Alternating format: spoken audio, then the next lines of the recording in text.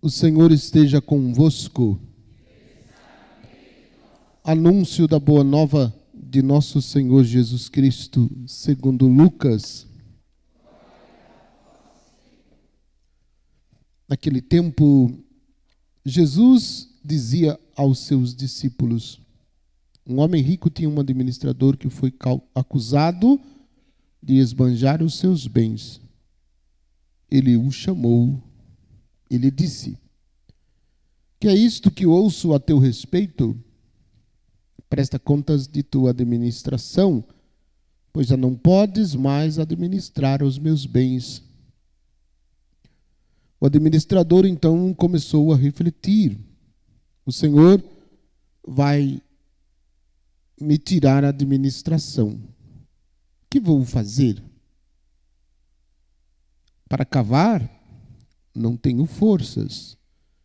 De mendigar, tenho vergonha. Já sei o que vou fazer.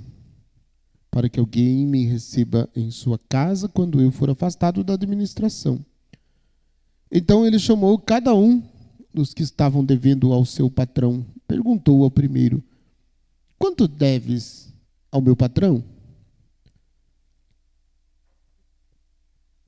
Ele respondeu: 100 barris de óleo. O administrador disse: pega a tua conta, senta-te depressa e escreve 50.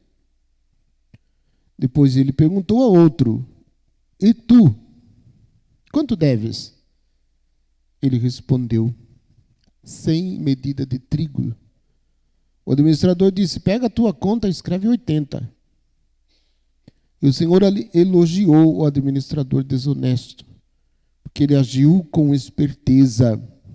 Com efeito, os filhos deste mundo são mais espertos em seus negócios do que os filhos da luz. E eu vos digo: usai o dinheiro injusto para fazer amigos, pois quando acabar, eles vos receberão nas eternas moradas. Quem é fiel nas pequenas coisas também é fiel nas grandes, e quem é injusto nas pequenas também é injusto nas grandes. Por isso, se vós que sois fiéis no uso do dinheiro injusto, por isso, se vós não sois fiéis no uso do dinheiro injusto, quem vos confiará o verdadeiro bem? E se não sois fiéis no que é dos outros, quem vos dará aquilo que é vosso? Ninguém pode servir a dois senhores, porque ou odiará um e amará o outro, ou se apegará a um e desprezará o outro. Vós não podeis servir a Deus e ao dinheiro. Palavra da salvação. Que as palavras do Santo Evangelho perdoem os nossos pecados. Podem sentar um pouquinho. Quase nem precisa fazer homilia, né? O texto está direto, curto e grosso. Nosso Senhor, como sempre. Direto e reto. Está aí. Observe tudo que ele falou e pronto. Coloque em prática e arque com as consequências. Bastava isso. Não precisava falar nada. Eu vou falar um pouquinho, só para contrariar. Carta de Paulo, primeira carta de Paulo a Timóteo, no capítulo 2. Importante a gente meditar um pouquinho. Eu quero pegar só o versículo 5, por causa de um mal entendido que muitas vezes ronda a nossa cabeça. Pois há um só Deus e um só mediador entre Deus e os homens, o homem Cristo Jesus, que se entregou em resgate por todos.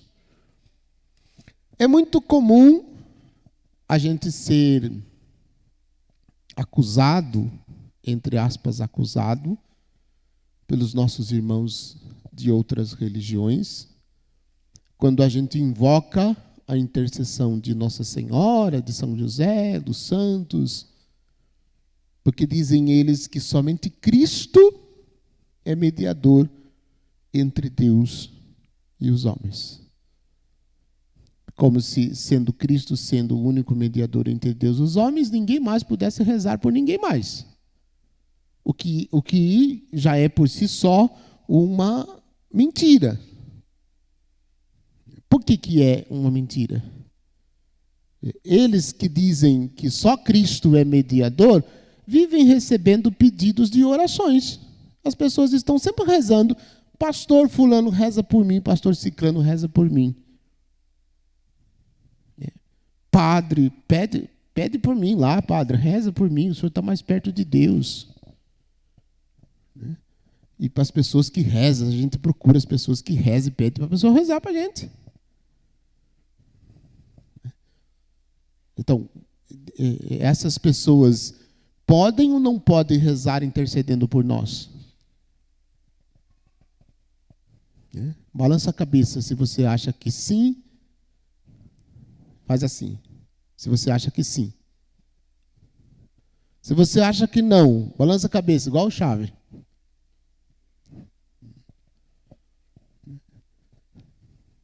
Então, estas pessoas podem ou não podem rezar umas pelas outras? Mas não é só Jesus que é mediador?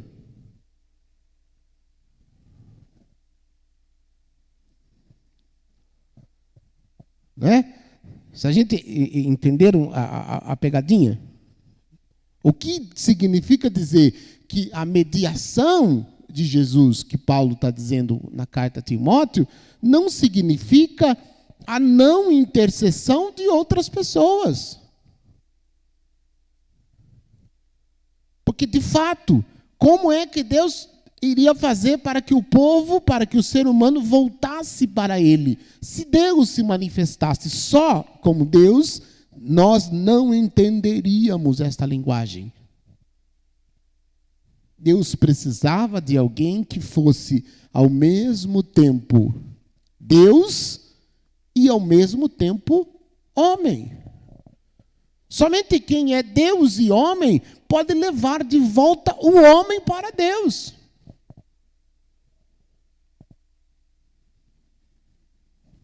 Mas isso não significa intercessão. Isso não significa que a gente não possa pedir intercessão de outros que já fizeram esse caminho. Isso não significa que Deus não permita que outros que fizeram este caminho intercedam por nós, para que nós possamos também um dia chegar lá.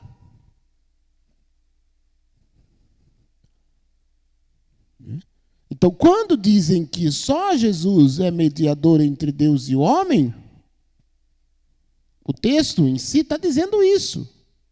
Mas esta mediação de Jesus e os homens para com Deus significa o quê?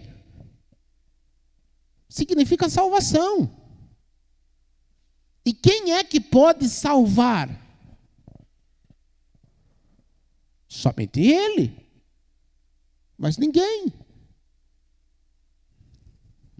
Então se trata de algo concreto, de concretizar a salvação que Jesus veio trazer. E Ele veio por meio, por meio extraordinário, mas assumiu a nossa carne, como homem. Se fez carne, o grande mistério da nossa fé. Se fez carne no ventre bendito da Virgem Maria, para salvar a nossa humanidade. Então, Ele é o único mediador? É. Por quê? Porque Ele é o único que pode salvar. Mas, como eu dizia, o poder de intercessão de uns pelos outros, que Paulo fala no início do texto do capítulo 2 da carta a Timóteo, como também no final, é a capacidade, a graça que Deus nos deu, uma graça especial em Jesus, por meio de Jesus, de podermos rezar uns pelos outros. E notem quantas e quantas vezes você já precisou de estar naquele dia que nem rezar você conseguia. E você dizer para alguém que reza, que tem uma experiência de vida de oração, ligar para a pessoa ou falar com a pessoa pessoalmente, reza por mim, porque eu não estou conseguindo. Né? E quando a pessoa é, né, de oração, que a gente sabe que vai rezar, passa pouco tempo depois, a situação se transforma de tal maneira. Eu vou contar um fato, não vou contar o nome, mas vou contar um fato. Eu fui chamado para visitar um enfermo no hospital. Eu tinha ido 2 vezes lá, no hospital. E as 2 vezes que eu fui, não deixaram entrar. Deram lá um monte de desculpa, não deixaram entrar. Voltei embora. Uma 3ª vez, alguém ligou para mim, dizendo que eu precisava ir. Falei, eu vou. Mas eu já fui 2 vezes e não consegui entrar. Aí a pessoa do outro lado disse, eu vou rezar para Jesus e vai dar tudo certo. E fui. A pessoa disse que ia rezar. Falei, fui. Cheguei lá no horário de visita, já não tive dificuldade na portaria. Já deram um crachazinho laranja para o padre, colocaram etiquetinha laranja no padre, e só esperar a hora de abrir para subir para visitar. A hora que abriu, olharam o crachazinho do padre e falaram, o padre pode entrar, não precisa esperar não. Eu falei, opa, que negócio assim, o negócio já está... Eu falei, eu acho que a pessoa rezou. Pensei comigo. Subi. Lá, fui para o quarto, aí quando cheguei no quarto, a enfermeira perguntou se tinha alguém da família, falou que sim. A pessoa da família pode entrar. O padre não. Eu falei, não rezou direito. O negócio é esse, não pode entrar o padre. Aí, de tantas, vai, e tal, a família foi, visitou, saiu lá, depois de 15 minutos. Aí, a enfermeira-chefe veio lá e falou assim, visita religiosa para fulano de tal. Eu falei, sou eu. O senhor pode entrar.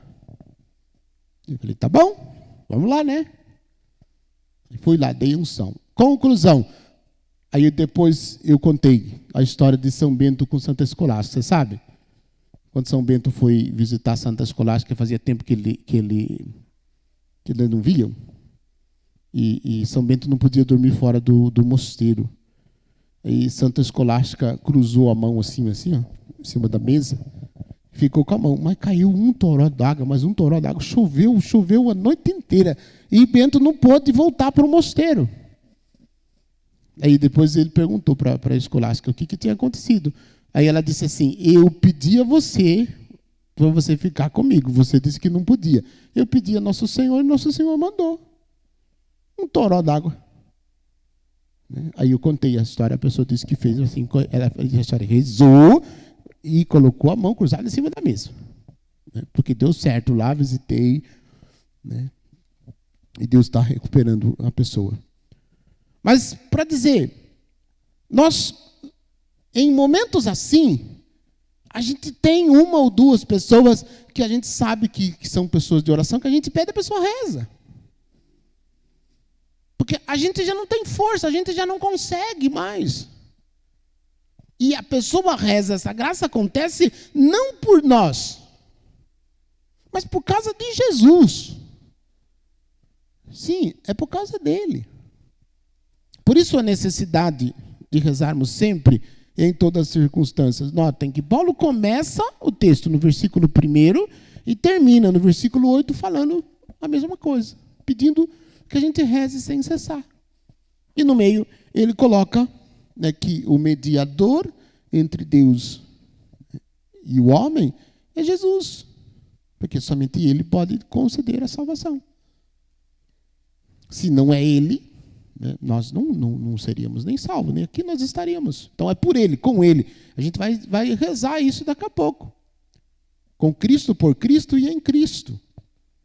A voz de Deus Pai Todo-Poderoso, na unidade do Espírito Santo, toda a honra e toda a glória. Então é nele, por ele, que tudo em nossa vida acontece. E é isso que a gente precisa fixar. Ele é, de fato, o único mediador porque Ele é o único que pode nos salvar. Mas não nos impede de rezarmos uns pelos outros. E é importante a gente tomar consciência disso. Tem uma pesquisa que fizeram, eu achei interessante a pesquisa, não sei como que foi medido isso, mas achei interessante. Que diz que a eficácia da oração de uma criança chega a 50%. A eficácia da oração de uma mulher chega a 60%. E a eficácia da oração de um homem chega a 95%. Eu falei, por que 95%? Daí eu mesmo concluí, porque os homens não rezam. Porque se os homens rezassem, a eficácia da oração dos homens vale 95%. Imagine se os homens se reúnem para rezar. Não fica, não para nem o demônio, some de longe, vai embora correndo. Porque um homem, quando se dobra diante de Deus para a oração, tem uma força tremenda. Eu só não entendo por que a força da oração do homem é mais do que a oração da mulher, sendo que é a mulher que reza mais. Talvez seja exatamente por isso, porque os homens não rezam muito, então o que reza vale. Mas é um dado interessante, curioso, mas ao mesmo tempo questionador também. Então a gente precisa redescobrir o valor da oração e nos colocarmos, eu digo isso para os homens, mas também para todos nós, nos colocarmos em oração, como intercessores uns dos outros, sim.